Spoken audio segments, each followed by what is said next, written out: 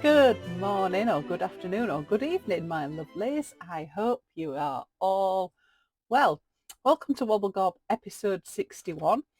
Just a bit of an update of what I've been doing. Again, it's probably not going to be a very long one. I hope you enjoyed my intro, just with some images, things from a few different things that I have been up to.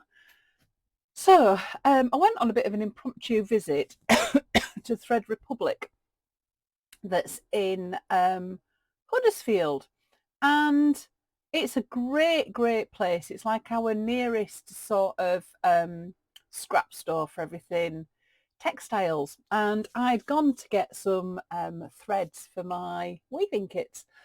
Excuse me. And I had a lovely surprise when I got there. So on the day that we went, an exhibition called Textile Citizens Beyond Consumerism actually began, and it runs until the 12th of July. It's in Huddersfield at the Piazza Centre.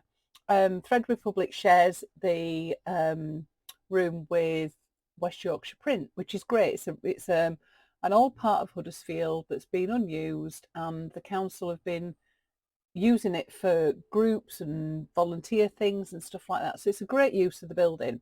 And it's amazing, this exhibition. It's absolutely fantastic. So when I walked in, the domestic dusters, they've got 100 of those on display. I've seen those at Knit and Stitch, but just to see them again as you walked in, these beautiful yellow dusters with lots of hand stitching on. It's a project I think that's still ongoing. I think I popped a photo of the information in the little intro video.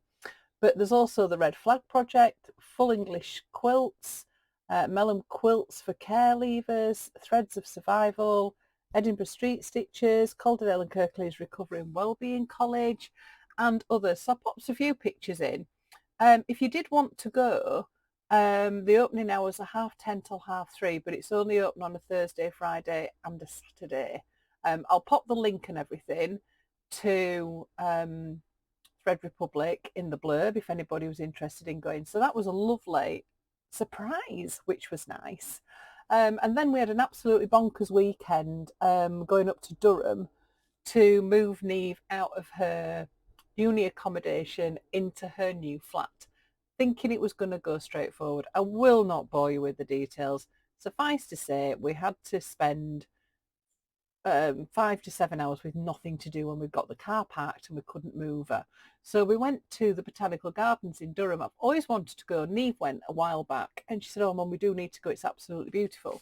And it was. It was lovely. It's not massive. It's a lovely walk round. Loads of picnic benches and benches to sit. It's quite a hot day, so it was quite nice to find some shade. We had a picnic.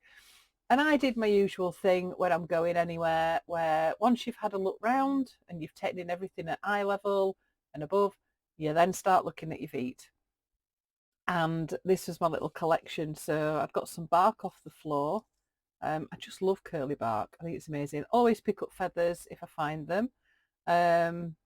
Some sort of deformed acorns and some seeds, a little bit more bark. This was actually, bark was one of the things that I was inspired by originally when I started doing textiles. Just looking at textures, I even did some work onto mulberry bark and stuff like that. And then you've got to pick up some lichen on a stick if you find some. And I've just got a new camera. I'll pop a couple of pictures on of the close-ups of, I think I have probably done that, but I was amazed at the detail that it could see. So that was me filling my pockets with bits and pieces. Always bring them back. They usually go in one of my little jars or my dishes in here. Yeah, they're just inspiration for things. They're just quite nice to have. Like you find things and it sort of gives you ideas. Whoops. For projects or colours and things like that. So that was my little collection. And then even though I finished teaching last year, I got contacted by the school to ask whether or not they could bring some art students down to the shed for a little mini workshop. Some of their, they have a more able, don't know, no, it's not more, I don't know. They have a word for it. It's not called gifted and talented or anything, like able and ambitious. That's it. Able and ambitious week. So there should have been 8, but we got 7 students that came and we did some printing. So it's quite apt to say that I've got my collection here, and my sample was my right foot. If you follow me on Instagram, I've got a thing about if I'm going on a journey or a walk or anything like this, I have a hashtag my right foot. People, I think, get worried that I haven't got a left foot. I have. I don't know why I photographed my right foot. It just sort of started and then I just can't stop. So from the photograph, we designed a couple of block prints, which is what they look like when they're printed. So these are the 2 little blocks based on the photo, and then one goes over the other and you have your print. I think I probably popped a couple of pictures just to the table that had got them all on. They were only here for 2.5 hours. It would have been lovely to have had it a bit longer because we would have taken a little bit more time over the prints, but they've taken them back into school, so hopefully they'll do a bit more work on these. But that was really nice, just remembering I can actually teach kids. And they were lovely. We had a lovely, lovely time. And the other big thing that's been happening in the shed is our new design, our new product. So these are blanket bowl templates. So I sort of thought about this. I was making some rings with thread and blanket stitch on like a former that I'd got. And I was thinking, oh, I wonder if you could make these 3-dimensional. So I had a chat to Mr. B. I said, oh, do you reckon we could make something like this but with a dome? So after a few prototypes and messing about, this is our little dome kit here. I love it. Look like little sweeties in a jar. So these little domes, there's 5 different sizes. So that's the diameter. So it's 42 mil. So you've got a 42, 37, 32, 27 and a 22. These little domes. So what do they make, I hear you ask? Well, you work with them with thread and then with a blanket stitch, and what you end up making are little domes like these. They've got little hats that just go over the top. So I should have one. Unless Harry, oh, it looks like Harriet's messed about with them. I haven't got the big one. She's done a little video that was on my Instagram, so she's not put the other bits back. That's the little diddly one. It's on there. Don't think that one fits on there. I think I did a big one in wool. Yep, that one fits on. So these little domes, like little hats that go on the top. So what can you do with them when you've done them? Well, I tend to add them. I haven't got the hoop in here. When I've been doing embellishments and things like this, I'll stitch them onto a piece. So there's the little cup that's on there. But when I was busy talking about inspiration and things like this, it's sort of like you find little acorns like this, it's a little cup, and you think, oh, started doing something like that. And you could get like a paper ball that's going to go inside it. So these are little paper balls. They could go inside, that could be painted. You could stuff it and then make one that's a little bit smaller and pop it on the other side like that. And then you sort of start creating like a little acorn shape. It might be that you make 2 the same size, put some stuffing in and stitch them together, and you've got a little crocheted little ball. But then I started playing around with the original idea, which was using the blanket stitch. So I've been playing around with making little circles. So these are made, is that on that one? No, it was on that one. So these are made in 2 different directions. I did it one way and then did the picot stitch on it, and then threaded different colour round, went round and then did a blanket stitch around it. So the idea with these is you've got a form that you can play around with, really.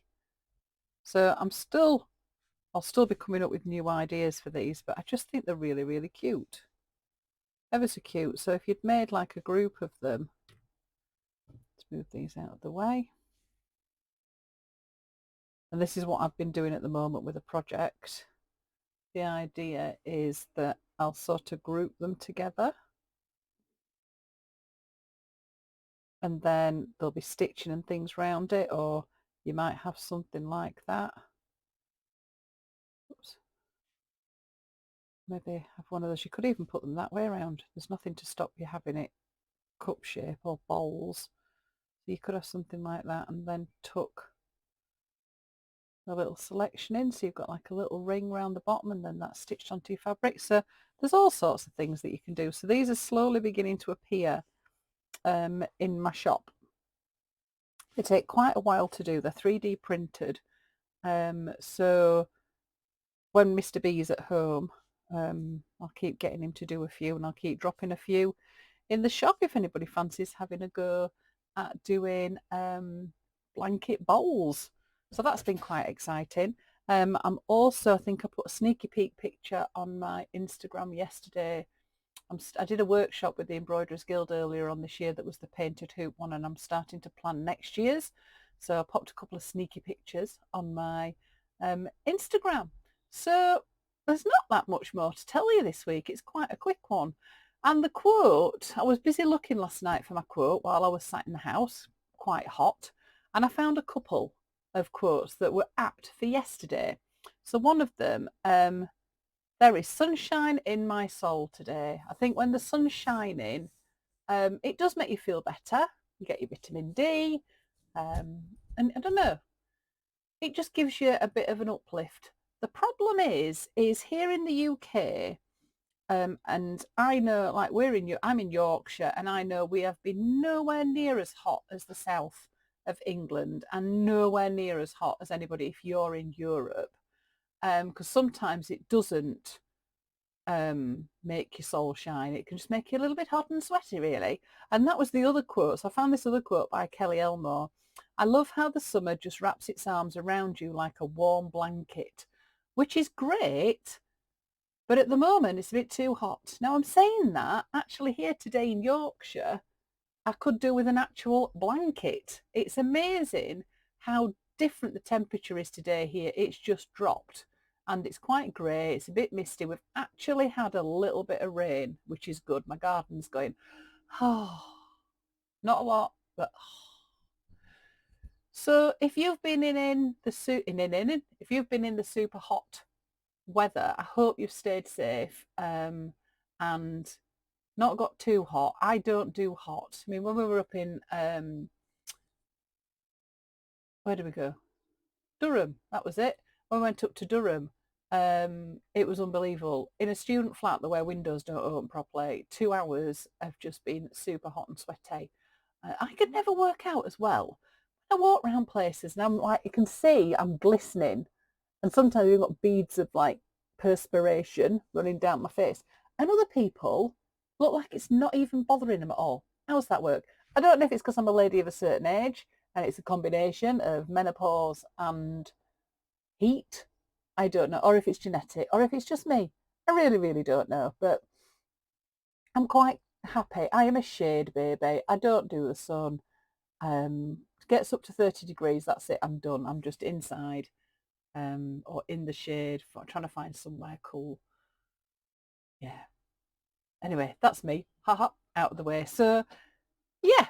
So I hope the summer's wrapping its arms around you like a warm blanket that's not too hot. Or if it's gone a bit cool, I hope you've got a warm blanket.